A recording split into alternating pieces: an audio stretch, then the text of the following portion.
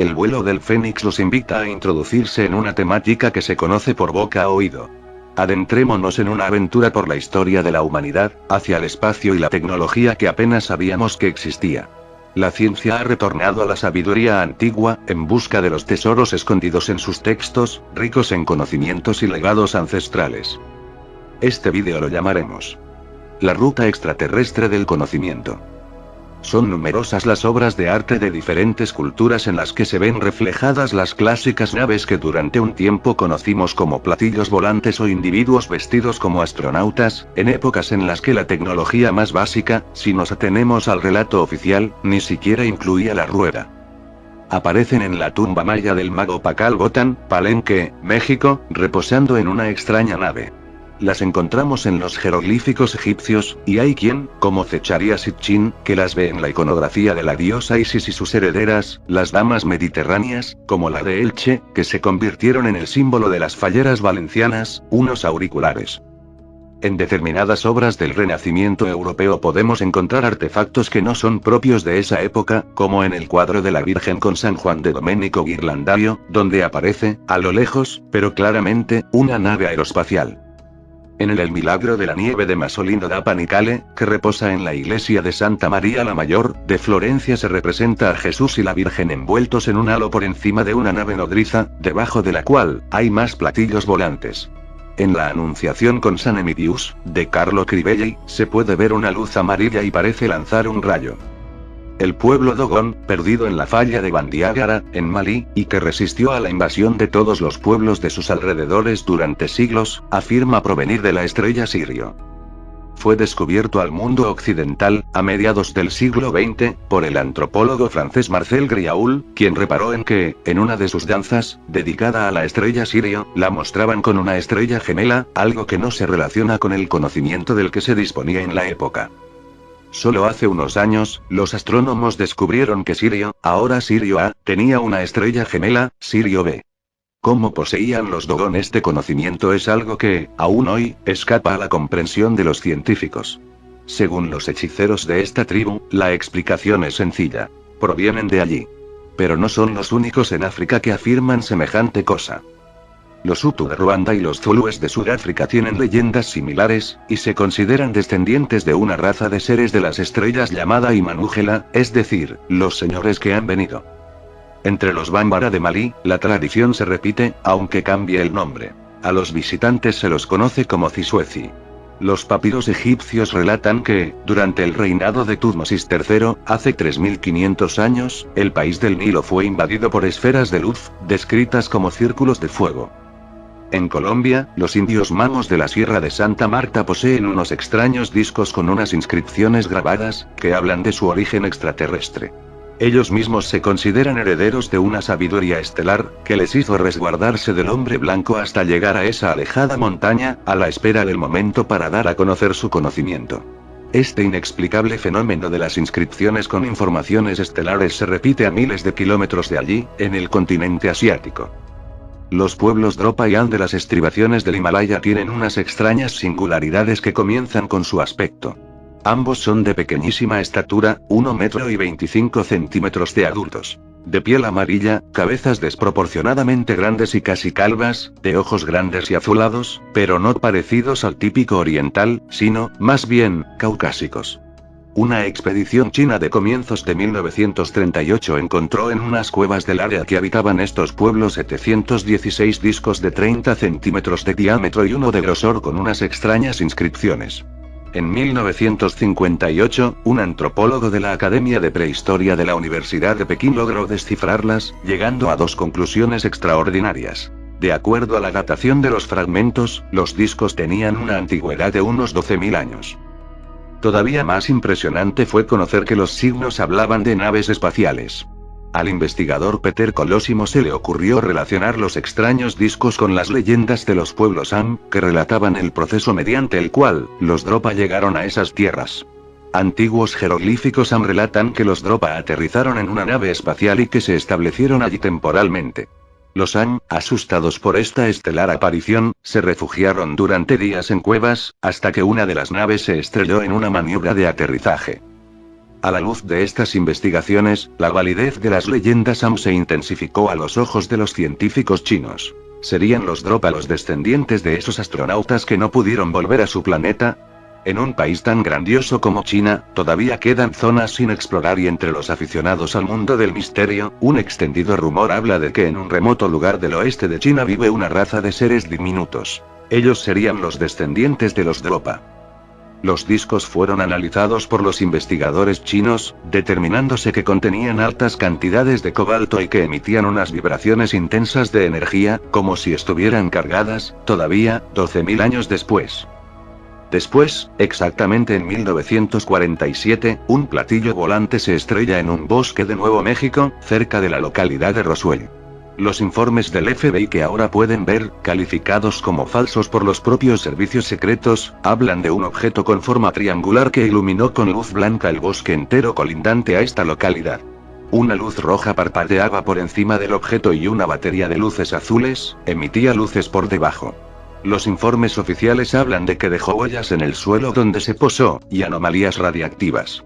Como no podía ser de otra forma, por tratarse de un asunto tan inusual, apareció en primera plana en los periódicos regionales y la emisora de radio local realizó un programa especial. Que hoy gracias a Internet puedes escuchar, en el que se transmite la extraordinaria emoción del momento. La noticia publicada el día después del accidente en el diario regional fue que un platillo volante había sido capturado por oficiales de las Fuerzas Armadas. En el cuerpo de la noticia se explicaba que un granjero había descubierto los restos de un material extraño pues no podía ser cortado, quemado, ni dañado y cuando se doblaba volvía inmediatamente a su posición original. Al poco, aparecieron unos oficiales del ejército, que se llevaron los restos a la base militar en Dayton, Ohio, donde inspeccionarían el material, para luego enviarlos a la de Wright-Patterson. Todo ello fue anunciado en rueda de prensa por el brigadier general Roger Ramey, jefe de la 8ª División de las Fuerzas Aéreas de Fort Worth, Texas. Una hora después de la sorprendente rueda de prensa, la versión oficial cambió radicalmente. Ese mismo año 1947, el piloto Kenneth Arnold revelaría públicamente que había sido seguido por un objeto no identificado con forma de boomerang. Un año después, el 23 de marzo de 1948, un segundo platillo volante se estrelló, cerca de la localidad de Aztec, con el resultado de 5 seres muertos, todos ellos, según los biólogos que los investigaron, del sexo masculino. Milton William Cooper, exagente de la National Security Agency, Agencia de Seguridad Nacional, reconvertido en periodista y gran fuente de información acerca de la ocultación ovni desde su mítico programa de radio The Our Time, afirma que la razón por la que los avistamientos se multiplican en esos años hay que atribuírsela a las bombas de Hiroshima y Nagasaki, lanzadas por el gobierno norteamericano en 1945. Ese momento, los seres de otras galaxias habían contemplado a los seres humanos con curiosidad, pero los niños se habían hecho mayores y habían demostrado lo que podían hacer. Los proyectos en el campo de la genética que hoy escuchas u observas en los medios de comunicación, elogiados como un progreso de la ciencia, son una continuación, no interrumpida, de los de Mengele. Quizás te sorprenda saber que los primeros ordenadores de la firma norteamericana IBM se fabricaron para el gobierno alemán en los años 30 y tuvieron como propósito ayudar en el desarrollo de la ciencia de la biogenética. El lenguaje binario de los ordenadores es, en realidad, una derivación del código genético y están inspirados en el Tao, Yin Yang. Las secuencias que recorrería la informática, 8, 16, 32, 64 bits, están claramente inspiradas en nuestra propia genética y, particularmente, en los codones del ADN, 64. Henry Kissinger, es uno de los hombres que participó en ese germen de la CIA. Él es, con seguridad, otro de los personajes que ha guardado todos los grandes secretos del siglo XX, incluidas las operaciones de guerra psicológica y experimentación con humanos de MK Ultra. Un grupo de élite, llamado Blue Teams, más tarde conocidos como Alpha Teams, nacidos del proyecto Pluto, se ocuparía a partir de ese momento de disuadir a los testigos que hubieran tenido algún encuentro ovni de que lo hicieran público. La película Hombres de Negro, producida por Steven Spielberg y que narra las peripecias de unos agentes secretos encargados de lidiar con extraterrestres, está basada en la existencia de estos grupos. MacArthur organizó lo que se llamó Unidad de Investigación de Fenómenos Interplanetarios cuya dirección recaería tiempo después sobre el general Marshall y que han continuado hasta el día de hoy. Los nombres han cambiado y los registros todavía no se han hecho públicos. El ejército trata de establecer que aquello no era una organización oficial que trataba de investigar ovnis, pero fue organizada por un general, y llegó a conclusiones que no eran fáciles de digerir, como por ejemplo, los vuelos interplanetarios. Posteriormente, continuaron haciendo exactamente lo que hacen hoy en día. Ser parte de una operación de multiinteligencia para la recuperación de objetos de origen desconocido, en particular aquellos que son de origen no terrestre. 4 años después de Roswell, bajo recomendación del presidente Eisenhower, y como una evolución del proyecto Grup G, se formó el Majestic 12. Se funda con el objetivo de investigar y, al mismo tiempo, ocultar la verdad sobre los extraterrestres. Según el Dr. Michael Wolff, la primera recuperación de una nave extraterrestre estrellada en Estados Unidos ocurrió durante el año 1941 en el Océano Pacífico, cerca de San Diego, California. Recuperada por los agentes de la Marina, dentro se encontraron seres grises muertos procedentes de la estrella Zeta Reticuli. Por eso se les llamó zetas o grises. Los Estados Unidos se mantuvieron en contacto con la Unión Soviética sobre el problema alien. En caso de que hubiera un ataque contarían con ellos, pero no solo eso. La transferencia de tecnología de los norteamericanos a los soviéticos fue una constante durante el mal llamado período de la Guerra Fría, hasta el punto de que las máquinas utilizadas por los soviéticos eran fabricadas por la General Motors americana y que muchos investigadores afirman que los progresos de los soviéticos se debieron a las cesiones de información de elementos dentro del propio gobierno norteamericano. La primera mención pública al tema extraterrestre hecha por Reagan de la que se tiene constancia fue en noviembre de 1985, durante una conversación con Gorbachev en Ginebra en la que se hablaba de desarme. Es importante resaltar que la reunión entre Reagan y Gorbachev se llevó a cabo en Ginebra donde, entre tantas otras instituciones, tiene su sede, el Club Bilderberg. Sin duda, la imprevisibilidad del carácter de Reagan le hacía ser un hombre peligroso para el secreto de esa cuestión. Para vigilar a Reagan de cerca, tenía a su lado, como vicepresidente, a George Bush Sr., antiguo director de la CIA. Según Michael Wolff, Carter estaba deseando acabar con la ocultación de los ovnis pero se echó para atrás cuando le contaron las implicaciones religiosas del anuncio. Él tenía fuertes creencias religiosas pero rompió a llorar cuando se enteró a través de los extraterrestres de que la religión está fabricada por el hombre y que probablemente no existe en ninguna otra civilización galáctica. En el año 2007, Jimmy Carter, convertido en un expresidente que ha dedicado su vida a intentar llevar la paz en conflictos como Palestina o en Venezuela, ha vuelto a reconocer públicamente que vio un ovni y que contempla seriamente la existencia de extraterrestres. El 1 de junio del 2006, el presidente Bush pronunció un discurso ante la Academia Militar de West Point en el que oficialmente implicaba a los Estados Unidos en la doctrina de la guerra preventiva contra cualquier Estado, justificándolo como un conflicto entre Dios y el mal y puntualizando que la guerra contra el terror no se podrá ganar a la defensiva. Todo ello, nos retrotrae a las profecías de Wernher von Braun.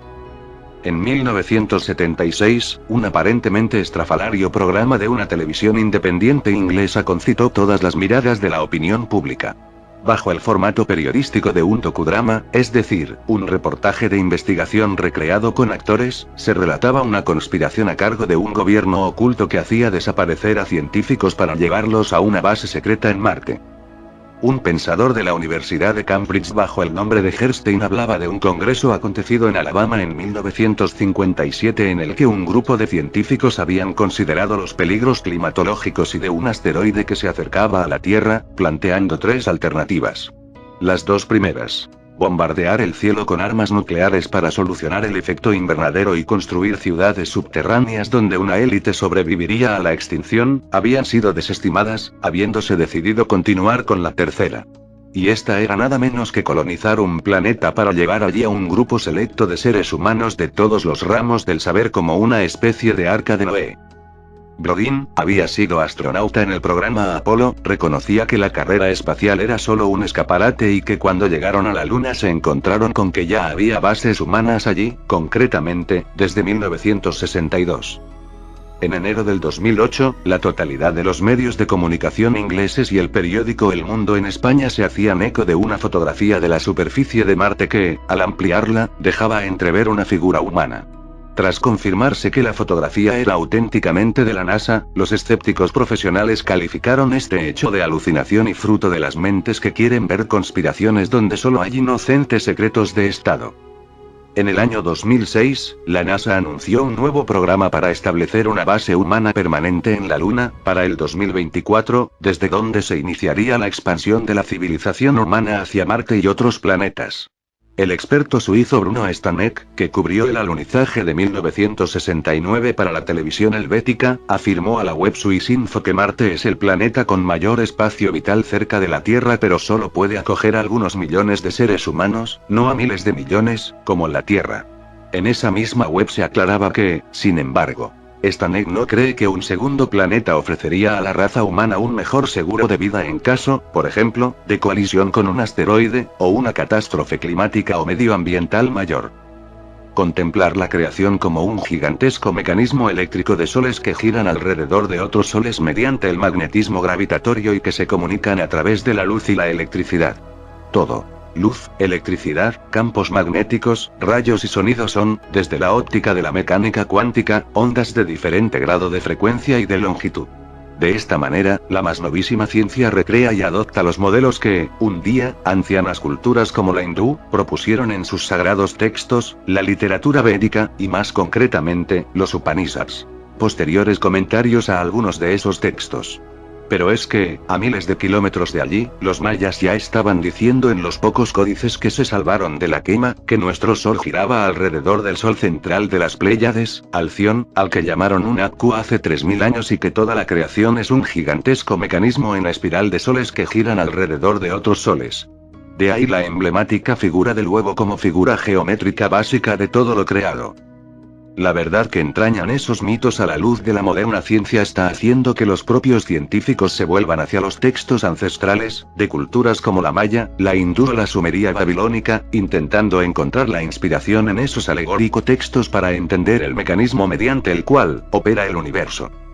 El científico David Wagner, uno de los puntales de esta nueva ciencia, afirma: la energía taquión es omnipresente, ilimitada y tiene todo el potencial para crear formas perfectas en el universo.